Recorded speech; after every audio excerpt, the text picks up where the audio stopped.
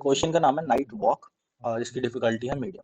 ठीक है, एक बार क्वेश्चन को पढ़ लेते हैं। Given a square chess board, the initial position of knight and position of a target. हमें क्या दिया हुआ है, इनिशियल पोजीशन नाइट की दे रखी है और उसका जो टारगेट है वो भी हमें गिवन दे रखा है, उसे जहाँ पे पहुंचना है। Find out the minimum steps a knight will take to reach the target position. हमें नाइट के लिए वो मिनिमम स्टेप्स फाइंड आउट करने हैं जिससे कि वो टारगेट पोजीशन तक पहुंच सके। If it can not reach the target position, return -1। ठीक है, तो अगर वो नहीं पहुंच पा रहा है तो हमें रिटर्न -1 करना है।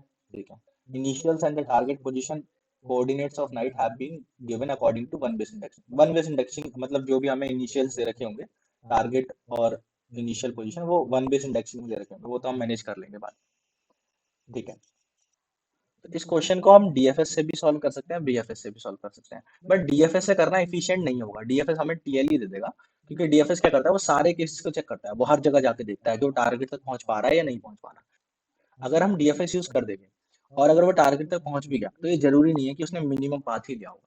तो जब भी हमें मिनिमम पाथ निकालना हो या मिनिमम स्टेप्स निकालना हो, तो वहां पर हम बीएफएस ही यूज करते हैं। ये बात याद रखने की है, वहां पर हम बीएफएस ही यूज करते हैं। ठीक है, तो अगर हम यहाँ पे बीएफएस यूज करेंगे तो बीएफएस कुछ इस तरह वर्क करता है, लाइक अगर यहाँ पर ये नाइट खड़ा हुआ है तो वो चेक करेगा मेरे आसपास जहाँ पे भी मैं जा सकता हूँ वहां पे कितने स्टेप्स ले पा रहा हूँ। लाइक अगर मैं यहाँ पे जा सकता है ये नाइट, तो यहाँ पर एक स्टेप में पहुंच जाएगा, यहाँ पर भी एक स्टेप में पहुंच जाएगा, यहाँ पर भी एक स्टेप में पहुंच जाएगा। One one one. ठीक है, अब क्या करेंगे हम, जितने भी हमने स्टेप्स ऑलरेडी ले लिए, अब इस स्टेप को भूल जाओ, इस स्टेप को भूल जाओ। अब ये जितने भी हमारे स्टेप्स ऑलरेडी हम पे आ गए इनको चेक करते हैं। लाइक इसके लिए चेक करते हैं, वन के लिए चेक किया तो ये कहाँ कहाँ पे जा सकता है, इससे पूछा तो ये बोला मैं यहाँ पे जा सकता हूँ अगर एक और स्टेप ले लूंगा, यहाँ पे जा सकता हूँ, यहाँ पे भी एक और स्टेप ले लूंगा। वापस यहाँ पर नहीं आएगा, एक बार जो विजिट कर चुका है वहां दोबारा नहीं जाएगा। ठीक है, अब यहाँ से यहाँ यहाँ पर सेकंड स्टेप ले सकता है ये वाला वन, और कहीं पे नहीं। ये वाला वन यहाँ पे सेकंड स्टेप ले सकता है, यहाँ पे सेकंड स्टेप ले सकता है, और यहाँ पे सेकंड स्टेप ले सकता है। ठीक है, ये वाला वन यहाँ पर सेकंड स्टेप ले सकता है, यहाँ पर, और कहाँ पे ले सकता है, यहाँ पर सेकंड स्टेप ले सकता है, और यहाँ पर भी ले सकता है। ठीक है, ये सारे सेकंड स्टेप हो गए। ये वाला वन यहाँ पर ले सकता है, यहाँ पर ले सकता है, और यहाँ पर भी ले सकता है। ठीक है, ये वाला वन यहाँ पर ले सकता है, यहाँ पर ले सकता है, और कहाँ पे ले सकता है, बाकी जगह पे तो ऑलरेडी टू है, और कहीं पे नहीं ले सकता।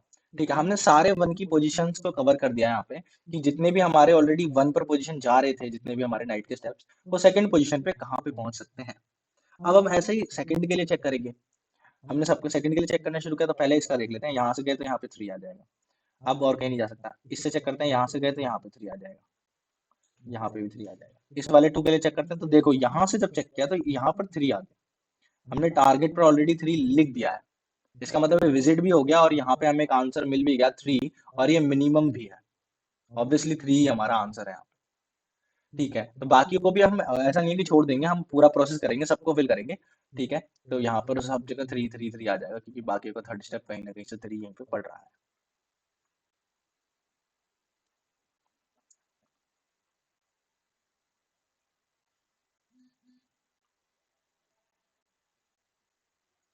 तो पूरा फिल होने के बाद हमने बस एक चीज चेक करनी है, कि जो हमारी टारगेट पोजीशन है वहां पर कौन सा नंबर प्रेजेंट है।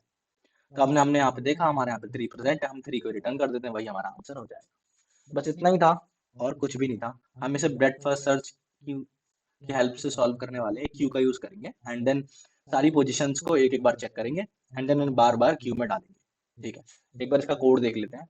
और हमें यहाँ पे इन्होंने ऑलरेडी बोल रखा है कि जो हमारा इनिशियल है, इनिशियल एंड जो टारगेट पोजीशन है उसके कोऑर्डिनेट्स हमें वन बेस इंडेक्सिंग में दे रखे होंगे। लाइक अगर इस वाले की बात करें, तो यहाँ पर 0 1 0 1 2 3 होना, तो यहाँ पे 1 3 चाहिए नाइट की पोजीशन, और टारगेट की पोजीशन होनी चाहिए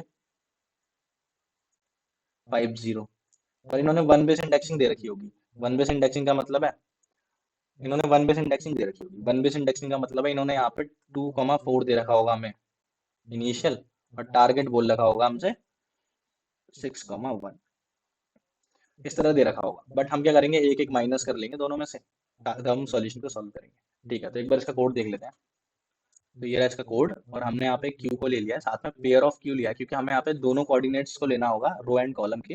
तो हम साथ में पेयर में लेके चलेंगे क्यू के अंदर में। ठीक है, सबसे पहले क्यू को लिया है तो हम यहाँ क्यू बना लेते हैं।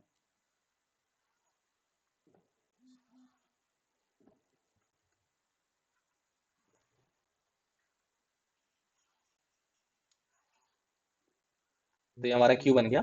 उसके बाद हमने क्या करा, पहले एलिमेंट को पुश कर देना है क्यू के अंदर, ठीक है, और 1 माइनस करना दोनों में से, क्योंकि इन्होंने तो 1 बेस इंडेक्सिंग दे रखी है, हमें 0 बेस लेनी है। तो यहाँ पे 1,3 है, 1,3 को हम डाल देते हैं इसके अंदर, पहला एलिमेंट डाल दिया हमने। और हमारा जो इनिशियल है वो है 1,3, और हमारा जो टारगेट इसमें पहुंचना है वो है यहाँ पे 5,0। टारगेट को भी एक एक माइनस करके स्टोर कर लेंगे हम एक्स एंड वाई में, ये रहा हमारा एक्स और ये रहा वाई, ठीक है।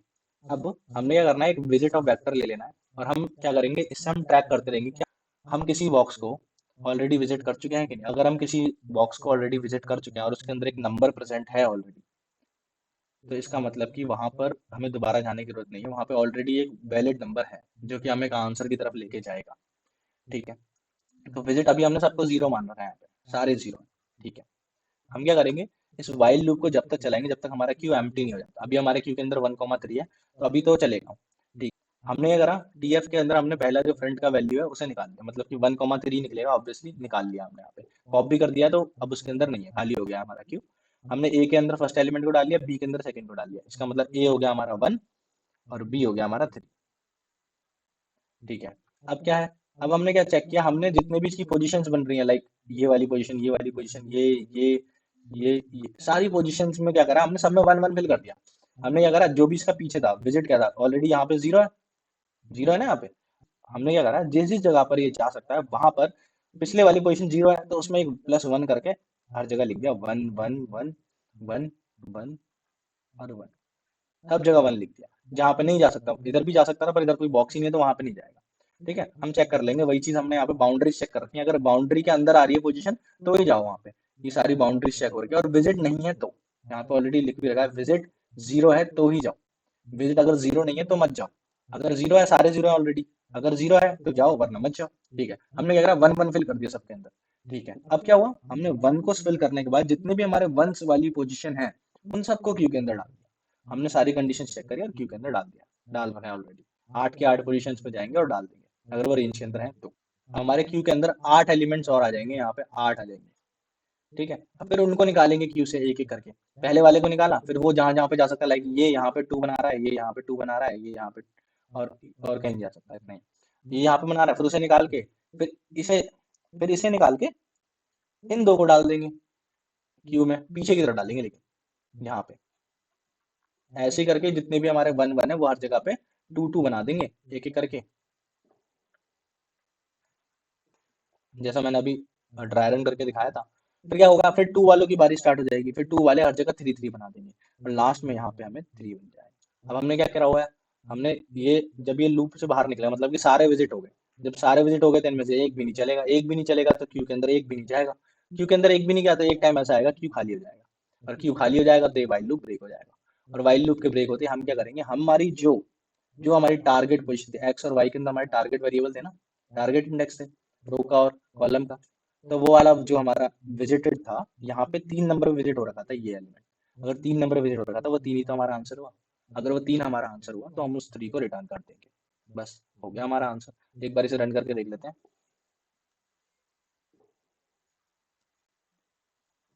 सबमिट भी करके देख लेते हैं।